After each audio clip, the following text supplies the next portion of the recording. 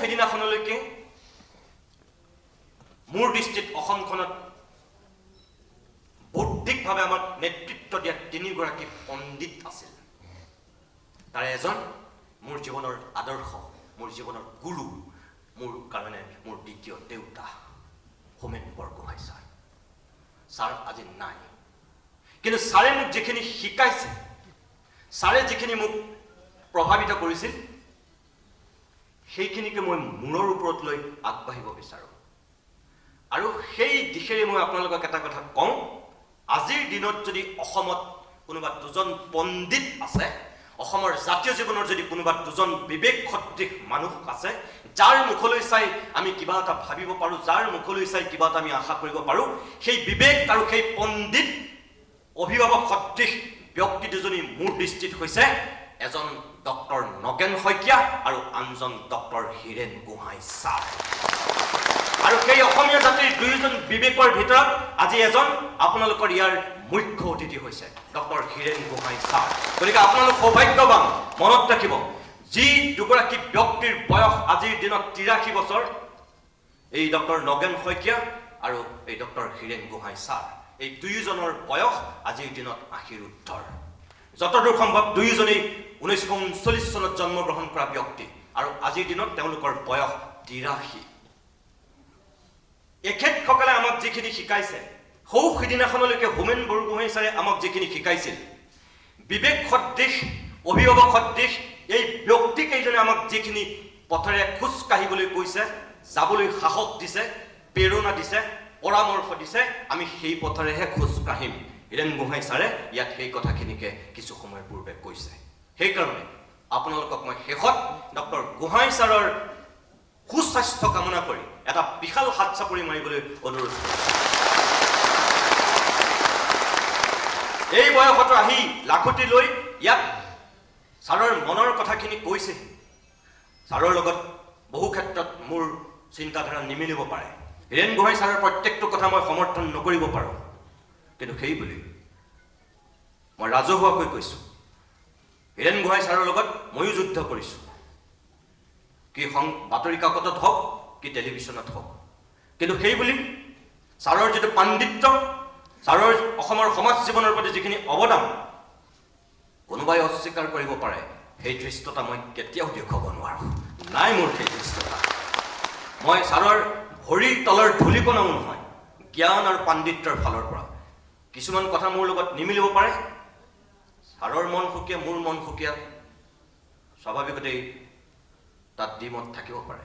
সেইবুলি সকলো কথাৰ মই বিৰোধিতা কৰিম সেইটো নহয়। হিমন্ত বিশ্ব শৰ্মা বহুতে ভাবিছে মই সকলো কথাৰ বিৰোধিতা কৰোঁ, মই তেওঁ 1 নম্বৰ শত্ৰুৰ দৰে জ্ঞান কৰোঁ। ভুল কথা। তেখেতৰ ভালটোক মই ভাল বুলি ক'ব পৰা মোৰ সৎ সাহস আছে, আৰু বেয়াটোক মই 1000বাৰ বেয়া বুলি ক'ব পৰাও সৎ সাহস মোৰ আছে। তৰুণ গগৈ ডাঙৰীয়াৰ দিনতো মই একেই স্থিতি লৈছোঁ। তৰুণ গগৈ ডাঙৰীয়াৰ ভালটোক মই ভাল বুলি কৈছিলোঁ আৰু বেয়াটোক মই বেয়া বুলি ক'বলৈ মই সৎ সাহস দেখুৱাইছিলোঁ।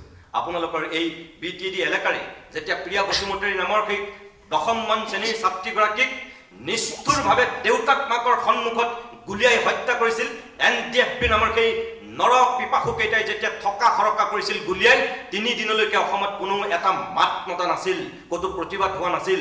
মই অস্থিৰ হৈ গৈছিলোঁ, মোৰ বুকুখনে কান্দিছিল। আৰু তেতিয়া মই নিজেই টক শ্ব'ক কৰি NDFBক চেলেঞ্জ কৰিছিলোঁ, আপোনালোকৰ সাহস আছে যদি মোক গুলিয়াই মাৰক বুলি। কিয় এই ছোৱালীজনীক মাৰিছে? কিয় এই ক্লাছ 10ৰ ছোৱালীজনীক মাৰিছে? ইমান কাপুৰুষ কিয়? নিৰস্ত মাক দেউতাকৰ সন্মুখত ক্লাছ 10ত পঢ়ি থকা ছোৱালী এজনীক হত্যা কৰি কি বীৰত্ব দেখুৱাইছে? কি তাই গোপন আপোনালোকৰ এজেণ্ডা তেওঁ ক্ষতি কৰিছে? আৰু তাৰপিছত কি হৈছিল? গোটেই ৰাজ্যজুৰি ইমূৰৰ পৰা সিমূৰলৈ, আপচুৰ পৰা আচুলৈকে মহিলা সংগঠনৰ পৰা সকলো তেতিয়া জাগ্ৰত হৈছিল। আৰু সেই সময়ত অখিল গগৈ ডাঙৰীয়াই মোক কি বুলি কৈছিল? মই ইছ্যু ডাইভাৰ্ট কৰিছোঁ। গোলাঘাটত তেতিয়া এটা ইছ্যু খাৰা হৈছিল আৰু মই অখিল গগৈ আক্ৰমণৰ বলি হৈছিলোঁ ইছ্যু ডাইভাৰ্ট কৰা বুলি। অখিল গগৈ ডাঙৰীয়াও তেতিয়া মোক ভুলকৈ বুজিছিল। তৰুণ গগৈক মই বচাবৰ কাৰণে ইছ্যু ডাইভাৰ্ট কৰিছোঁ বুলি কৈছিল। কোনো মোৰ তেনেকুৱা মতলব চতলব নাই, এইবোৰ কৈ লাভ নাই। মই যিটো বিবেকে কৈছিল যে সেই ছোৱালীজনীক হত্যা কৰাটো অপৰাধ, অসমৰ মানুহে সেই সময়ত মৌন হৈ আছিল মই তাৰ বিৰোধিতা কৰিব লাগে আৰু সেই কাৰণে মই ওপেন চ্যালেঞ্জ দিছিলোঁ NDFBক যদি আপোনালোকৰ সাহস আছে তেনেহ'লে মোকেই গুলিয়াই মাৰক কিয় সেই ছোৱালীজনীক মাৰিছে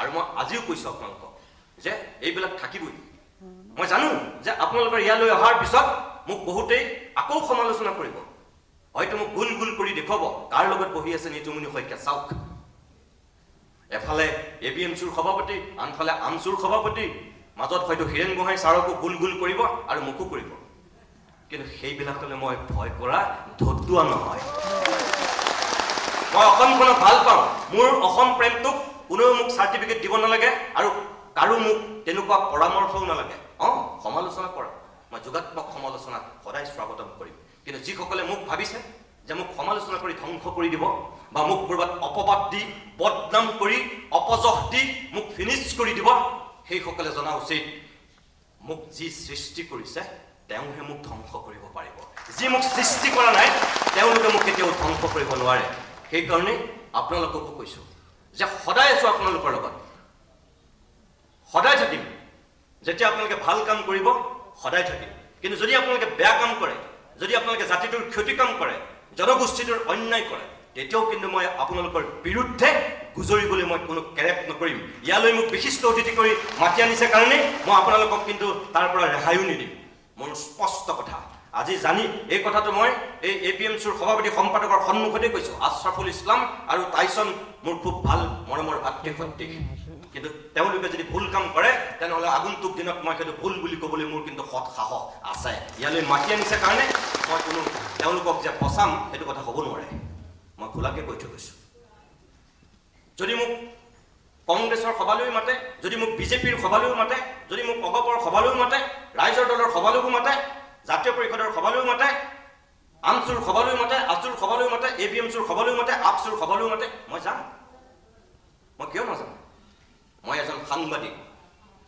মই সকলো জনতাৰ লগত থাকিম মোৰ লগত কোনো ৰাজনৈতিক এই লেবেল মাৰিব নোৱাৰিব আৰু আপোনালোক অৰাজনৈতিকভাৱে এতিয়ালৈকে আছে সেইকাৰণে অৰাজনৈতিকভাৱে জনগোষ্ঠীটোৰ উত্তৰণত আপোনালোকে কাম কৰক ছাত্ৰ সংহতি দিৱস পাতিছে সঁচা অৰ্থত সংহতিৰ কাম কৰক কোনো সংঘাতৰ কাম নকৰিব আৰু ইয়াত এই ছাত্ৰ সংহতি দিৱসত সংহতিৰ বাণী আছে কাৰণেই মই আপোনালোকৰ মাজলৈ আহিলোঁ আৰু মোৰ কথাকেইটা মই ক'লোঁ আৰু এইখিনিকে কৈ শেষত মই ABMCৰ সকলো কৰ্মকৰ্তাক আন্তৰিক ধন্যবাদ আৰু কৃতজ্ঞতা জ্ঞাপন কৰি ইয়াৰ পৰা মই বিদায় লৈছোঁ নমস্কাৰ